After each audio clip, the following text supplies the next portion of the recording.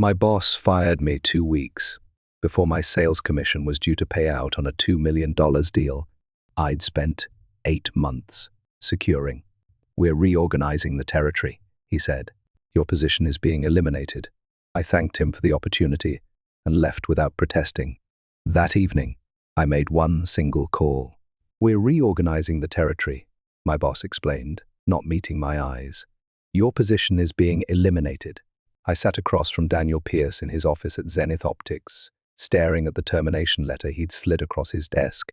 The ink on the $2 million contract I'd just secured wasn't even dry yet.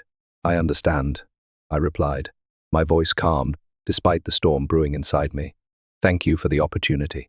My name is Elizabeth Harper, a 36-year-old senior sales executive in Plano, Texas, and I'd just been robbed of the biggest commission check of my career.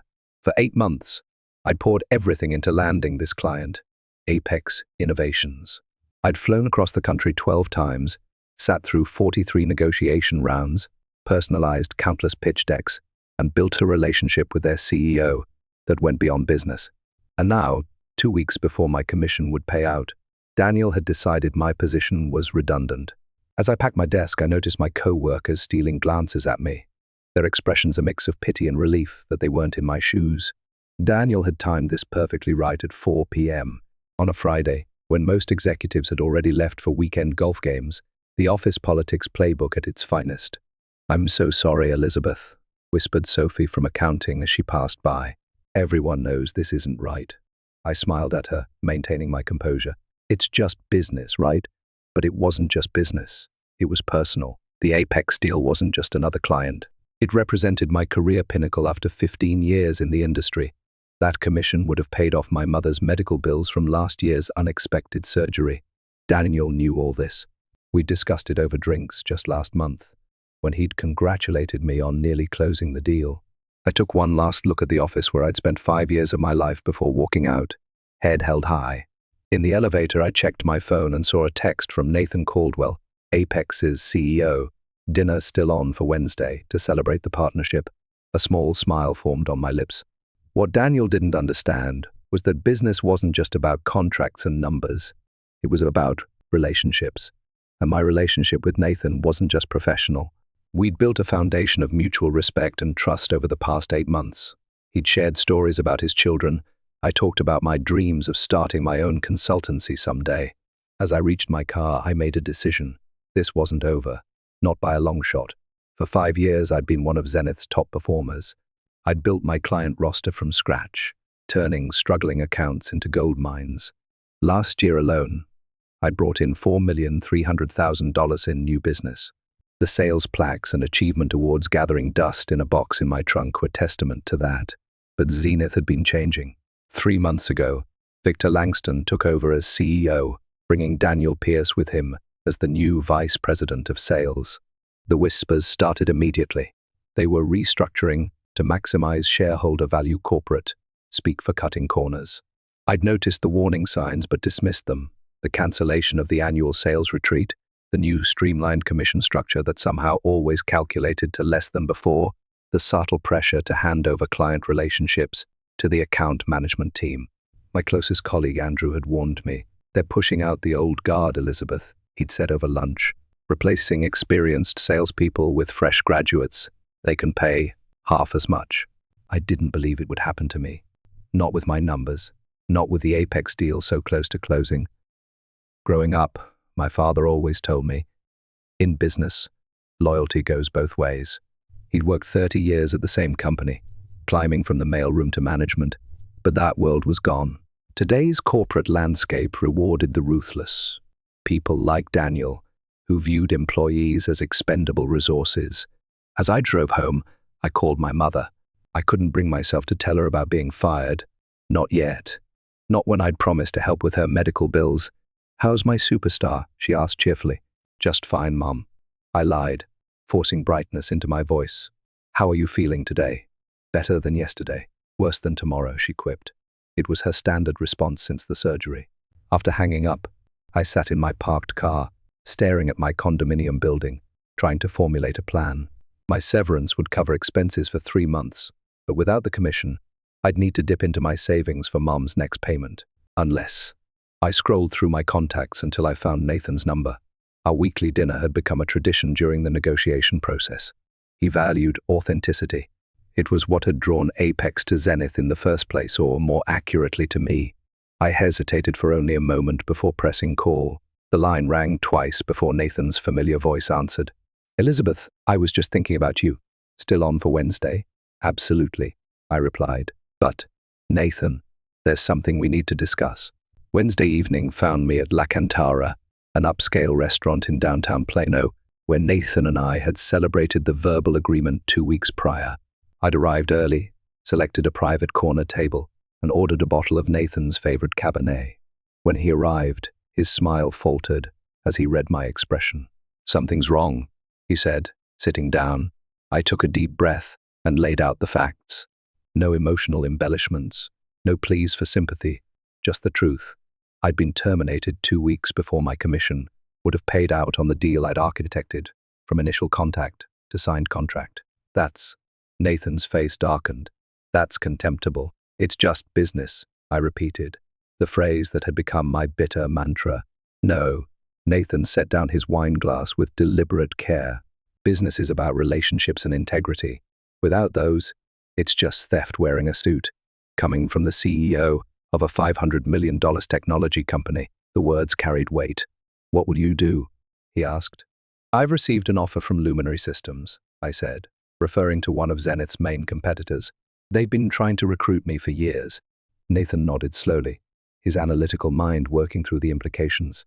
"And our contract with Zenith has a 14-day rescission clause," I said. "We reviewed it together, if you recall. Either party can withdraw without penalty within 2 weeks. I wasn't asking him to cancel. I would never explicitly ask that of him. The decision had to be his, based on his own business judgment." Nathan stared at me for a long moment, then pulled out his phone. "Harold," he said to his legal counsel, "pull the Zenith contract. I want to invoke the rescission clause first thing tomorrow." He paused, listening. "Yes, I'm certain," and clear my morning schedule for a call with their leadership. After hanging up, he looked at me. "This isn't just about your commission, Elizabeth. During our negotiations, you promised that you personally would oversee the implementation. That was a material factor in our decision." I nodded, feeling a weight lift from my shoulders. "Luminary's product line is actually better suited for your needs," I said truthfully. "The optical components have a longer warranty, and their custom design team is more experienced with your specific applications." "When can you start there?" Nathan asked. "Monday. They're eager to have me on board." "Good." Nathan raised his glass. "Then I look forward to hearing their proposal next week." As we finished dinner, discussing his daughter's college applications and my mother's improving health, I felt no triumph, no vindictive pleasure, just the quiet satisfaction of knowing that, in a world where loyalty was increasingly rare, integrity still mattered to some. By the time the check arrived, the first phase of my response to Daniel's betrayal was in motion, not revenge, but correction. The following morning, my phone began ringing at 7 a.m. Daniel. I sent it to voicemail. He called again and again. By the fourth call, I decided to answer. "Elizabeth," he sounded breathless, panicked. "We need to talk about Daniel. My position was eliminated." "Remember?" I kept my voice pleasant, as if discussing the weather. "Apex just cancelled their contract. Nathan Caldwell personally called Victor and pulled out of the deal." His voice tightened. "Did you have anything to do with this?" "How could I? I don't work for Zenith anymore. Listen." His tone shifted to conciliatory. "There's been a misunderstanding. We want to bring you back. Same position. Better compensation package. The territory reorganization has been postponed." I almost laughed at the transparency of it.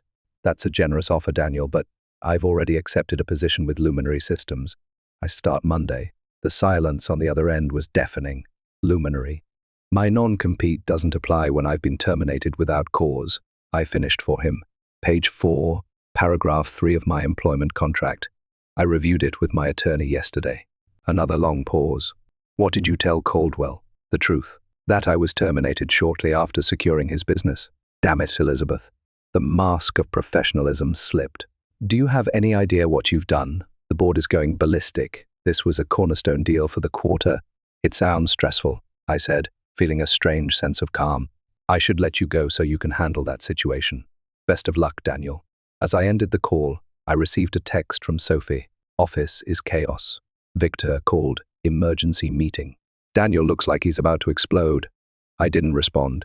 Instead, I drove to Luminary's headquarters for an early meeting with their executive team. The gleaming glass building stood in stark contrast to Zenith's aging office park. Inside, I was greeted by Margaret Vaughan, the CEO, who had been courting me for years. "Welcome to the team, Elizabeth," she said, her handshake firm. "We're thrilled to have you." "Thank you for the opportunity," I replied, the words carrying more sincerity than when I'd said them to Daniel. Margaret led me to a conference room where the executive team waited. "Elizabeth's joining us from Zenith," she announced, "and she's already creating waves."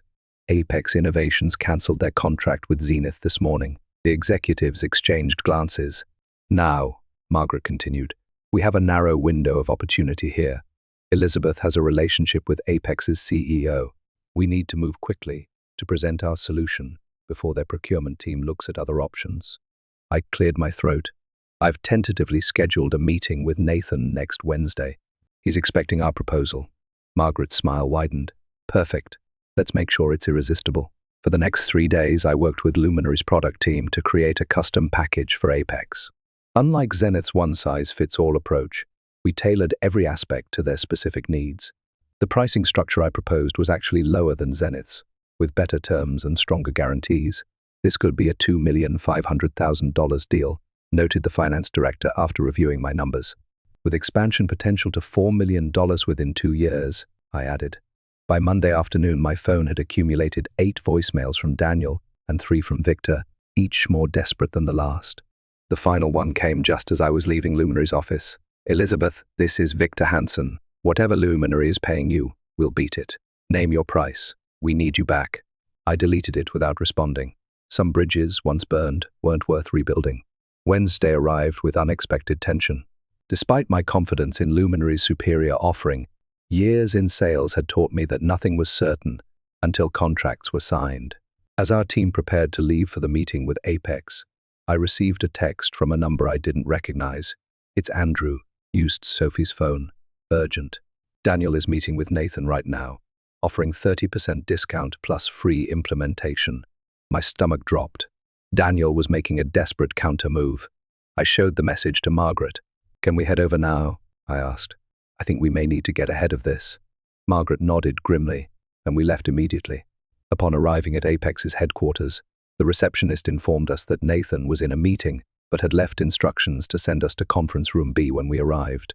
Walking through the familiar hallways felt surreal, like returning to a place I'd only dreamed about. When we entered the conference room, I stopped short.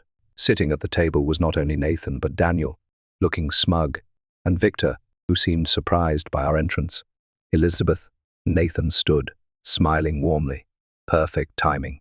These gentlemen from Zenith were just explaining why I should reconsider my cancellation. Daniel's expression shifted from confidence to discomfort as I introduced Margaret and the Luminary team. "We were under the impression we had an exclusive meeting," Victor said, his tone clipped. "I invited both parties," Nathan replied evenly. "I believe in making informed decisions." What followed was the most unusual presentation of my career. Daniel outlined Zenith's desperate concessions, price cuts, extended warranties, free training, while I presented Luminary's thoughtful, customized solution. Throughout it all, Nathan watched, asking occasional questions but giving no indication of his preference. When both presentations concluded, Nathan thanked everyone. "This has been enlightening. I'll need to confer with my team before making a decision." Outside the building, Daniel cornered me in the parking lot. "You won't get away with this," he hissed. "You have no idea what you're up against." "I'm up against a man who fired me to avoid paying my commission," I replied calmly. "I think I understand the situation perfectly." His face reddened. "It wasn't personal. It was a business decision. And this is my business decision." I gestured toward Apex's building. "May the best solution win." Back at Luminary, Margaret was surprisingly upbeat. "You did well in there. Caldwell was clearly more engaged during your presentation." "He's thorough," I cautioned. "He won't make a decision based on personalities." 2 agonizing days passed. Then on Friday afternoon, my phone rang with Nathan's number. "We've made our decision," he said without preamble. Can you come to my office at 4:00 p.m.? The drive to Apex felt like traversing a minefield. Had Daniel's desperation tactics worked? Had the substantial price cut swayed Nathan's procurement team? When I arrived, I was escorted directly to Nathan's office. To my surprise, no one from Zenith was present, just Nathan and his team. "Elizabeth," he greeted me, "I want you to explain to our team exactly how Luminary's optical sensors will integrate with our existing systems." For the next hour, I detailed the implementation process, answering technical questions from Apex's engineers. When we finished, Nathan stood and extended his hand. "We'll go with Luminary. The contract is being drawn up as we speak." Relief washed over me, followed quickly by professional composure. "You won't regret it. The product truly is superior." "I know," he said, "but equally important is working with people of integrity." 1 month later, I sat in my new corner office at Luminary, reviewing the finalized contract with Apex. The deal had indeed come in at $2,500,000, with a clear path to expansion. My commission would be considerably larger than what I would have earned at Zenith, with a more favorable payment structure. Sophie had texted me updates in the aftermath. Daniel had been placed on administrative leave pending an investigation into his management practices. 3 other sales executives had resigned in solidarity with my situation. Zenith stock had dropped 11% following the loss of the Apex deal and subsequent departures. But the most satisfying development came that morning in the form of an email from Harold, Apex's legal counsel. He'd forwarded me an internal message from Nathan to his executive team. Our decision to partner with Luminary over Zenith wasn't just about pricing or product specifications. It was about aligning ourselves with a company that demonstrates the values we espouse. When Zenith terminated Miss Harper immediately after she secured our business, explicitly to avoid paying her commission, they revealed their true corporate character. Such short-sighted greed doesn't align with our long-term partnership goals. Luminary, by contrast, recognizes talent and integrity and moves decisively to acquire it. That's the kind of business instinct we respect. I printed the email and pinned it to my wall, not as a trophy, but as a reminder of what truly mattered in business. Margaret stopped by my office that afternoon. I just got off the phone with Bedford Industries. Apparently, their procurement officer heard about how we acquired the Apex contract and wants to discuss moving their business to us. I raised an eyebrow. "Bedford, they've been with Zenith for years." 7 years, she confirmed, worth about $1,800,000 annually. They're concerned about stability and leadership over there. Word was spreading. What Daniel had done to me wasn't just an isolated incident of corporate callousness. It was becoming a cautionary tale in our industry. That evening, as I was preparing to leave, my assistant forwarded a voicemail from Victor Hansen. "Elizabeth, this is Victor. I want you to know that Daniel Pierce no longer works at Zenith. His actions were not authorized by me or the board. We'd still like to discuss your potential return. Please call me." I deleted the message without a second thought. My new office had a view of the downtown skyline. My team was skilled and motivated. My compensation package included equity in a growing company that valued relationships over quarterly numbers. More importantly, I'd received a call from my mother's doctor that morning. The latest tests showed significant improvement. With my new financial situation, I'd been able to move her to a better specialist, one not covered by her insurance. As I drove home, I reflected on the past 5 weeks. I hadn't sought revenge when Daniel betrayed me. I'd simply ensured that consequences found him through his own actions. I hadn't torn down Zenith. They'd undermined themselves by prioritizing short-term gains over sustainable relationships. My phone buzzed with a text from Nathan. "Implementation team says everything's ahead of schedule. Dinner next week to celebrate?" "Absolutely," I replied. "First round's on me." My father's words about loyalty going both ways echoed in my mind.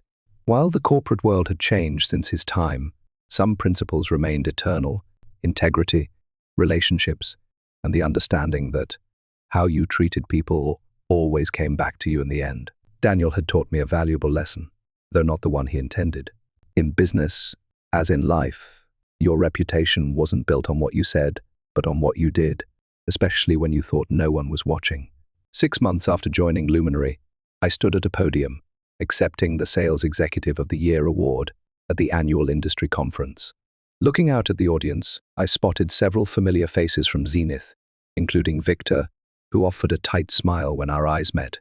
My acceptance speech was brief and focused on the importance of business ethics and relationship building. I didn't mention Zenith or the circumstances that led to my departure. I didn't need to. Everyone in the room knew the story. Success in sales isn't just about closing deals, I concluded. It's about creating true partnerships where both sides win. When we forget that, we're no longer sales professionals. We're just transaction processors. The applause was gratifying, but what happened afterward was even more so. A steady stream of industry colleagues approached me, some to offer congratulations, others seeking advice, and a few quietly inquiring about opportunities at Luminary. Bedford Industries had indeed moved their business to us, followed by 2 other major Zenith clients. Our company's market share had grown 15%, while Zenith's had declined by almost 20%. Nathan found me at the reception afterward. "Congratulations," he said, clinking his glass against mine. "Well deserved." "Thank you for taking a chance on Luminary," I replied. "How's the implementation going?" "Ahead of schedule and under budget," he said. "Your team is exceptional." "They are," I agreed. "And so is yours." We chatted briefly about future projects before he was called away by another associate. As I watched him leave, Margaret approached. "Have you seen this?" she asked, showing me her tablet. The headline read, "Zenith Optics announces layoffs amid continuing market struggles." The article mentioned that Victor Hansen had stepped down as CEO, replaced by the board chairman as interim leadership. I felt no joy at the news, only a sense of inevitability. The autumn wind scattered leaves across the sidewalk as I approached the care facility where my mother now lived.